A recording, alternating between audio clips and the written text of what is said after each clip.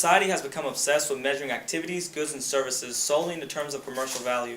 Treating activities, goods, and services as solely having commercial value fails to account for the significance of culture, which leads to the devaluation of not only the good itself, but also the relationships that stem from it. This is Claimer 96. Too many people think money has a magical force that needs to be worshipped. It is by agreement that certain assets are designated as means of exchange. We have grown accustomed to measuring with precision, a capacity for quantitative thinking. Of many features exhibited by every object, we abstract one when the measurement of things is in terms of money. Karl Marx made an issue of the effect of measurement in money terms as the things measured.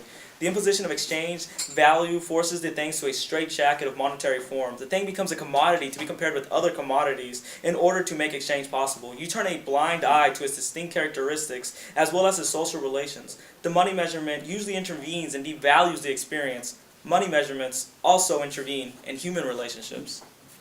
To stop and think, how often does the price of a good the topic of your conversations?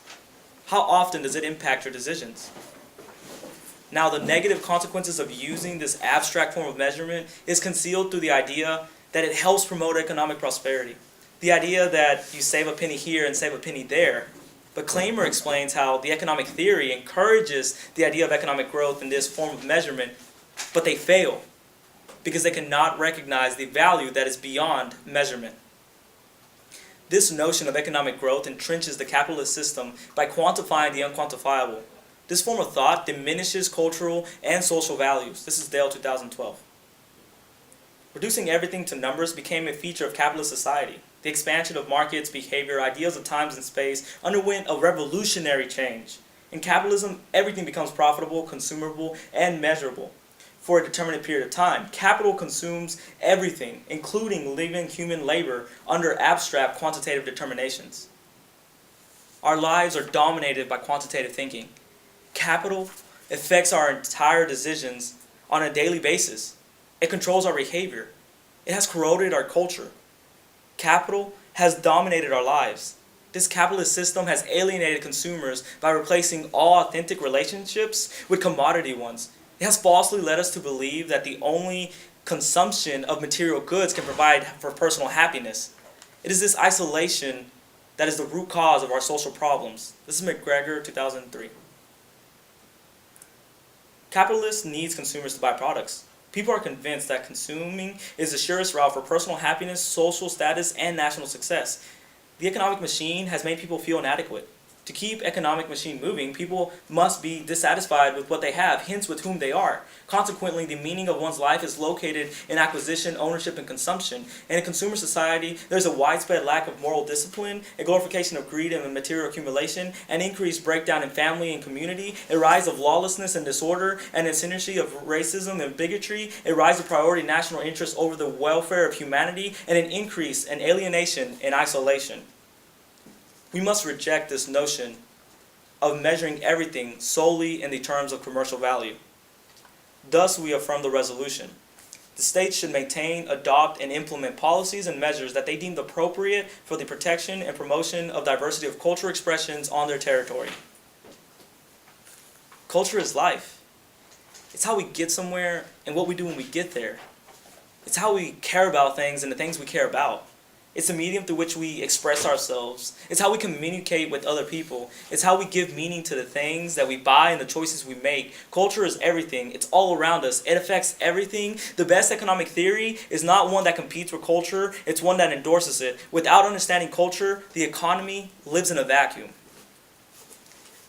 Sport activities such as the Olympic Games are a unique scenario where culture and social value should be treated as having more significance than commercial value. It is a unique situation where culture and social relations come together regardless of bad influences in the world. This is Civic 2007.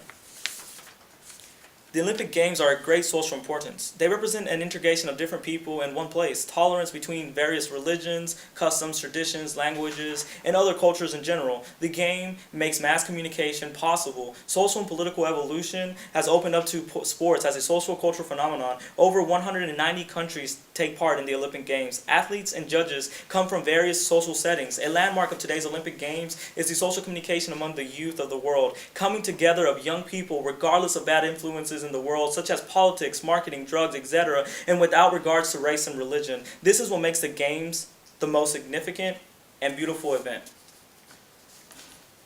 Expressing cultural values through art is another scenario in which activities, goods, and services should not be treated as having solely commercial value. Art cannot be quantified. It has aesthetics and generates meanings, which allows us to make sense of our world. This is Claimer 96. Art does not mix well with money. When asked whether it matters what people are willing to pay for art, the artist responds, to me, no, nothing. All that counts is that I can work. The artist community distrusts the commercial in our world. Commercial is a put down because money co-ops art. The value of art is to be found in aesthetics and in meaning that it generates. Now, the affirmative does not advocate a complete rejection of commercial value. No, instead, we examine how we value activities, goods, and services in order to maintain, adopt, and implement policies and measures that they deem appropriate for the protection and promotion of diversity of cultural expressions. We conclude with this quote from the Department of Culture and Art of Western Australia, 2010. A creative economy is one that understands cultural value and builds it into its economic and social modeling. The economy, social, and culture are all seen as integrated elements that are interdependent and together create a sustainable environment that serves the entire community.